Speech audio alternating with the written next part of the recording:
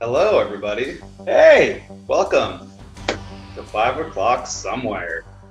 First off, just want to say thank you all for joining in this little beta test that we got going on. So 5 o'clock somewhere is just an idea that we had to pivot due to the COVID stuff. Obviously, we can't do a bunch of events, so we went virtual. The idea behind this is to kind of get a virtual cocktail class, kind of the feeling of being sitting at a bar, since many of us can't yet. Kind of go through some cocktails step by step, the history behind the cocktails, where they originated, and so forth. So hopefully we can teach you guys something today. And yeah, so this is Chris Sinclair, me, Chad Brown. me, Chad Brown. In the control center is Jordan. He's helping us out with Hey all guys. the technical stuff and the camera angles and the sound and the music and all this great Facebook Live stuff. So that is us. This is It's 5 o'clock somewhere, and I hope you enjoy. And we are Fluid Concepts. Oh, that too. We are Fluid Concepts. We are Fluid Concepts. Yeah. That's right. It's like we are White Stallion. Be excellent to each other. Fluid Concepts. Well, we started off as an event and consulting company, and we can't do that shit anymore. So instead of just resigning to our fate, we decided to pivot, like Chad said, and create digital content and still have a lot of fun and try to employ a lot of the homies. That's why, like I said, Jordan is in the control box right now. We got Mr. Leon Moore, who's also helping us with some behind the scenes stuff. And somewhere out there in the ether is a redhead by the name of Matt Brown, who's doing some shit too. So that's kind of what we got going on. Hopefully you guys follow us along for this adventure. We've got some really exciting things planned. But for today, we decided that we wanted to put together a cocktail class. We're going to start really simple. We really wanted to beta test this out with things that we knew that we could control before we do all the batshit crazy things that Chad and I are used to kind of doing. But we really wanted to start really, really easy, really basic. So today we're going to start with a gin sour and a Tom Collins, two super easy drinks. They're as classic as they come. In fact, they both appear in the very first cocktail book ever written, the cocktail book by the Professor Jerry Thomas. And we'll get into that a little bit here. But they both showed up 1865. This book was first published. So it just sort of seemed right that when we're talking at the beginning of drinks that are in 5 o'clock somewhere is an exploration of drinks sort of through time and through space, with adding a little bit of the craziness that we do, adding that onto it. I just lost my place. Oh, Jerry Thomas. So very first cocktail book ever written, super controversial. All the bartenders in the world hated him for doing it. They thought he was a hack, thought that he was an egotist, and that he was spilling all the secrets when he published the book. Also, mind you, in 1865, we were just finishing the Civil War. America needed a drink at that point in time. So he said, fuck it, I'm going to teach everybody how to do this. And that's kind of what we're doing too. The gin sour is going to be the first drink that we make today. Actually, sorry, back up. Jerry Thomas. Jerry Thomas was a lifelong bartender. He started bartending in Connecticut, and back when you had to be a bar back for about 4 years before you were even allowed to touch a bottle of booze. So he started in Connecticut and made his way to California during the gold rush in 1849. And he decided that he just wanted to become stupid wealthy, wanted to strike it rich. He hopped on a boat, went all the way down, all the way around the Cape, came all the way up into San Francisco. And legend has it, he just started his career working his way slowly towards the mountains and towards the foothills, trying to save up enough money to start to find a gold mine, strike it rich. But what he realized is that everybody needs to drink, and anybody who was anybody, even though they were mining out here. They were still spending all their money, and nobody knew what gold was really worth at that point in time. They sort of had some idea, and so they just traded Jerry Thomas all their like precious stones and everything for his amazing cocktails that he knew how to make, and create all this livelihood and story and create this experience for all these gold miners out here. And legend has it he was up here in the foothills, just in Sacramento and maybe Placerville. We're not exactly sure, but we definitely know at some point in time he made his way back down to Martinez again. And that's where that cocktail sort of comes from. Maybe we'll touch on that at some other point in time. But Jerry Thomas made his way back to the East Coast, made it back to New York City. He opened up his bar there in, I'll say 1863, 1862, and started telling the world that he was a lot more cool than he was. And so there are a lot of legends out there, as bartenders do. And when you don't have written down history for anybody to correct you, you kind of get to tell the world what you want to tell them. Yeah. And that's been my philosophy, that I just make up whatever I want to make up anyway. I think that works. I think David Wondrich said it either in a video or a clip I watched. You know, the history in bartending and drinks is a little fuzzy because there's a lot of drinking going on. So hell of a lot of drinking. So speaking of which, Chad, why don't you take it away? Show people what's going on. All right. So what's in the box that hopefully all of you guys have in front of you? What's in the box? Various things.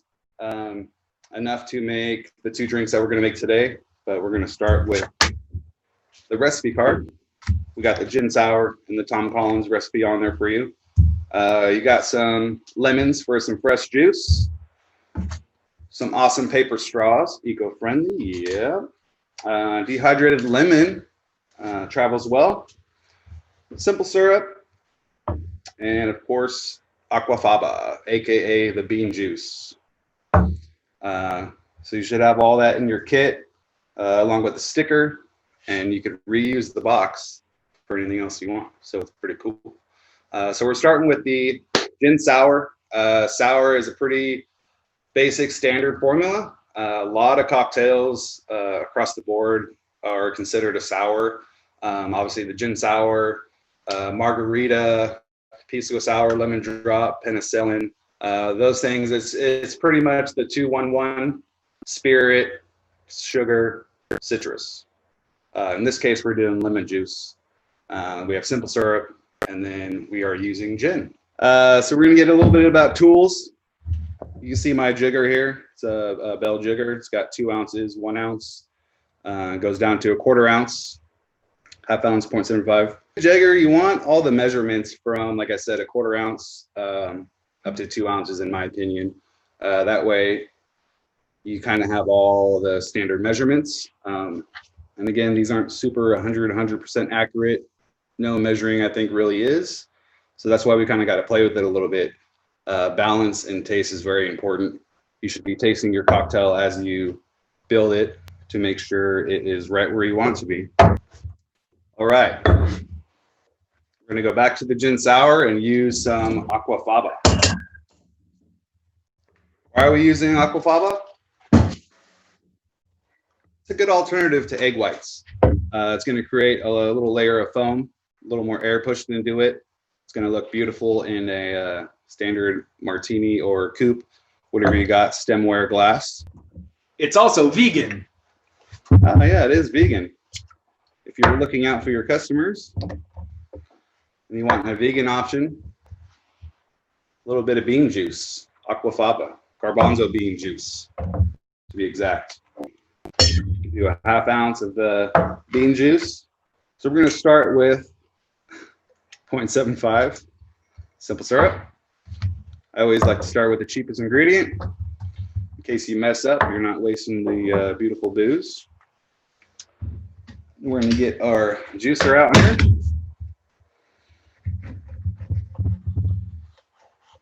And this is the time where you guys are following along, hopefully. Let me know if I'm going too fast.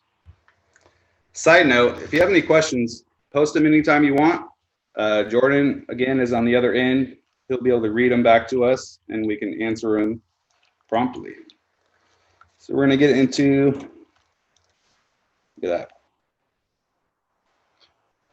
0.75 of lemon juice.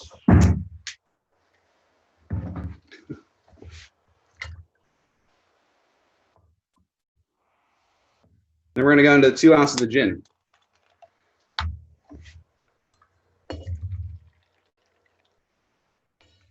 Radio silence. Now, obviously, this is going to be very gin forward, citrusy, because I haven't shaken the cocktail yet, not adding air or dilution. So let's get to that part.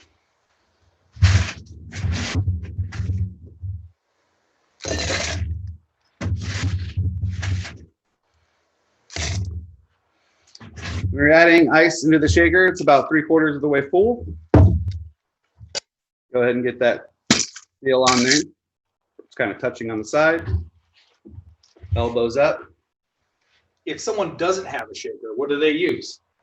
Oh, okay. So, real quick, if you have a shaker, you shake it up like so.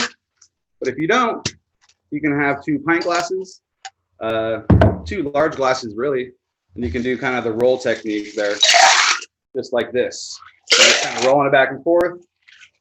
We're still adding dilution, still incorporating a little bit of air in there. So if you don't have shaker tins at home, some glassware would work just fine.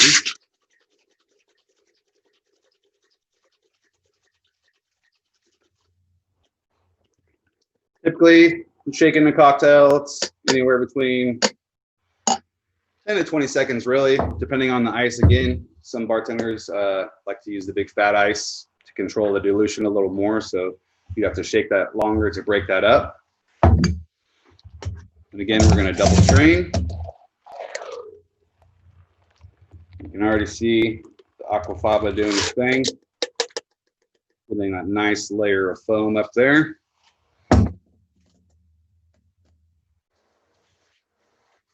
Here you go, classic gin sour, a little modified with the aquafaba juice. Don't forget your garnish. I was getting ahead of myself there. See if you guys can see that. Camera angle 1, camera angle 2. Here you go. And I think that's it. Next up, Chris and Claire. Hi, everybody! God damn it, Chad, that's delicious. Fucking yummy. You guys like these? I made them myself. That's a lie, actually. Jen made them. They look good though. A little bright. Okay. Tom Collins. So we started with the gin sour because your 2-1-1 recipe makes it very easy. Now, depending on your sugar and your juice, obviously sometimes because lemons can be a little bit more sour or sugary, depending on that. Sometimes also your sugar is, you didn't make it, somebody else made the sugar, so you need to play with that. So that 2-to-1-to-1 ratio, it doesn't need to be exact, right? But with that being said, moving into the Tom Collins, even more so, we're going to play with this because you follow the same ratio, the 2-to-1-to-1, but then we add soda, so it's the same drink. All right, Tom Collins. So we're going to start with the same drink. We're going to start with the same ratio, right? So we're going to start with 2-to-1-to-1. But with the Tom Collins, you don't necessarily have to go quite as big on your gin, or you can go bigger, especially if you're making it at home. Now, if you were making it at a bar, you'd want to stick to price points and cost of goods and whatnot. But since we're just at home, what you don't want to do is you don't want to go too heavy, right? You don't want to go over the top. So if you don't have a jigger, right, you can use a pour spout. That's cool. And so you fill it up so you feel comfortable. Probably just a little bit short of that, though, because you probably don't feel as comfortable as I do. You know what I mean? All right. But in this case, we're going to go with 1.5 ounces of gin. You guys like these? It's kind of dope, right? I know. By all means, keep it, use it, enjoy it. Feel like a hobo when you go to the park. It's cool. We're all hipsters. It's fine. And then, so we got 1.5 ounces of the gin. In this case, though, we're going to drop that down to a 3/4 pour of our sugar. Now, I ain't scared of sugar. Some people are, so you can do it to 1/2 ounce. right? And that should be the end of the sugar, really. That's it. That's what we got in there.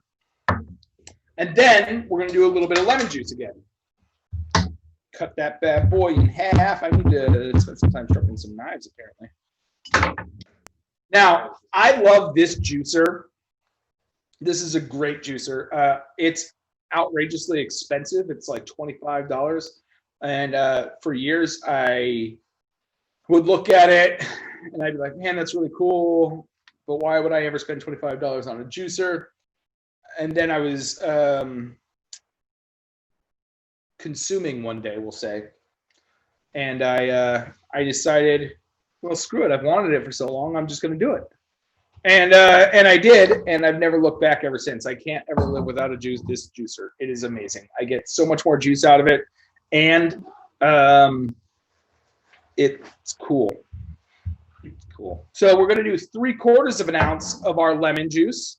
Now, most lemons, half of a lemon will contain about 1 ounce.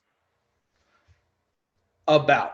Again, they're organic, so it changes, which is why we use a jigger. But again, if you're making this at home, you could just kind of, you vibe with it, you know, and do like my grandmother when she was cooking. She never used really a recipe. You know, she had like a giant box of cards of recipes. She always just kind of did her thing, which is why her food was always so much better than anybody else's. My mother's including. It's a good thing she's not watching this. So a little bit of lemon juice. I'm just going to do the whole thing right in there. Bam. Done. We'll call it a day. That's easy.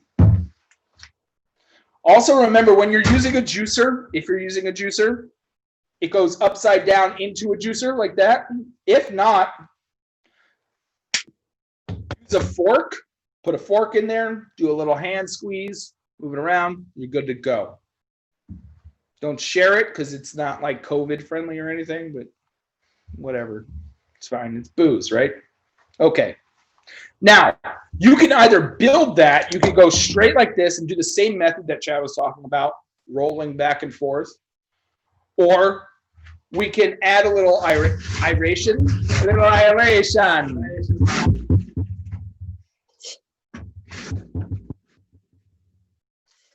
You can aerate it. You can dilute it just a little bit. But a little pro trick here. So we're going to take our soda water, and we're going to put just a little bit in the bottom of our glass first. There you go. What that's going to do is we're not going to have to like mix it up quite as much after we're done shaking and straining. Okay. Now, before we get into shaking and straining, I want to take a little bit of history about this. Tom Collins, in the Jerry Thomas book, there are lots of different Collinses. Tom Collins is old drink, very old drink, but at the same point in time, there was also a John Collins, which was a Scotch Collins. Vodka Collins wasn't really a thing until the 1960s, 1970s. So it's definitely not in that book because that's 100 years later.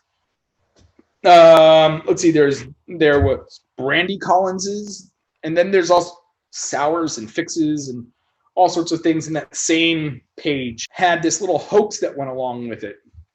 And pretty much the way it would go would be, I came back from the bar, I'm reeking of booze, I look at Chad and go, hey Chad, this fucking guy, he's talking shit about you, man. He's talking shit about your mom.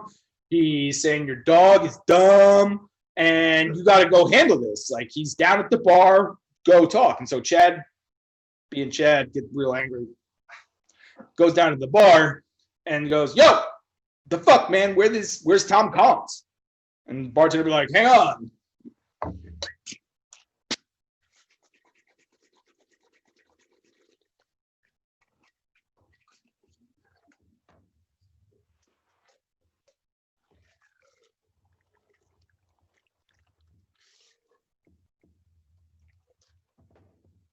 There's your Tom Collins. Hey. And that's the hoax. That's it. But it blew up. I mean, it was in newspapers all across New York City, across Philadelphia, and Boston. Everybody was talking about this silly little hoax, the Tom Collins hoax, which made it then one of the more popular drinks of the time. Now, you notice I poured that, I strained it out. I didn't fine strain it. We got ice chips in here, but it's going on top of ice and it's going on top of soda water already.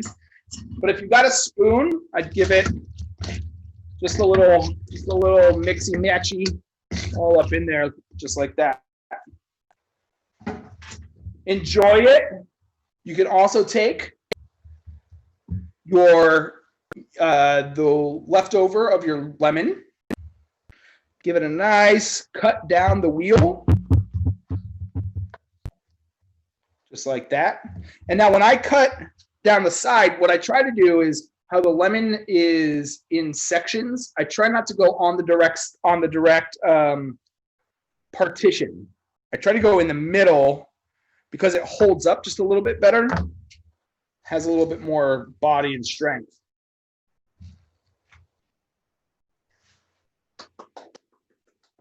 What do you guys think? Make sure you take photos of this. Hashtag Fluid Concepts.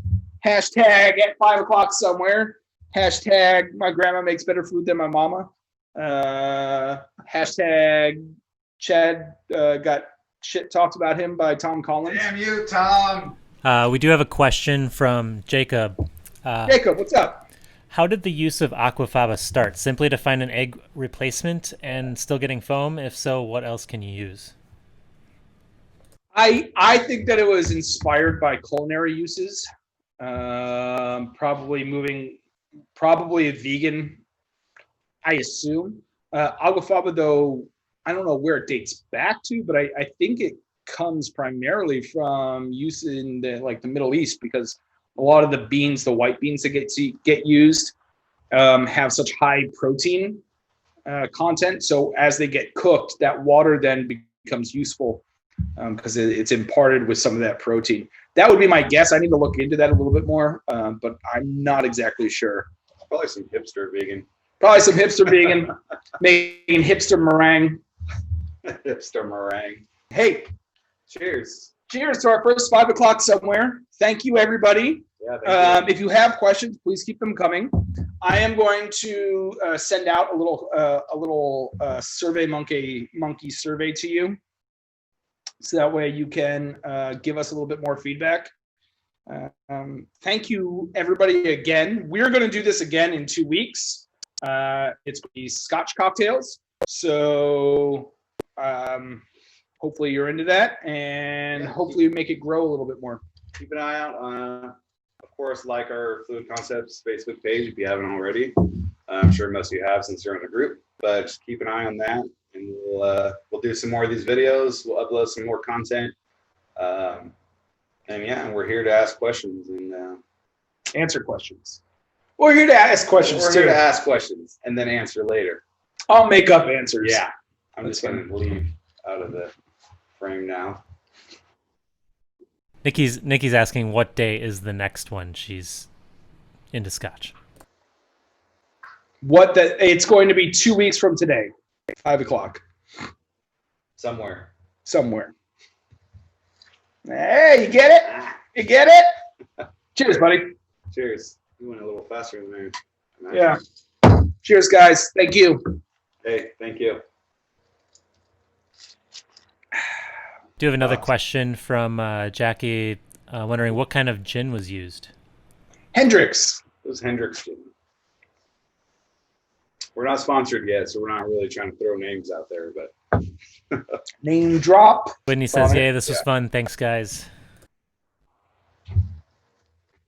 Thanks, Whit. Cheers and kisses from Nikki.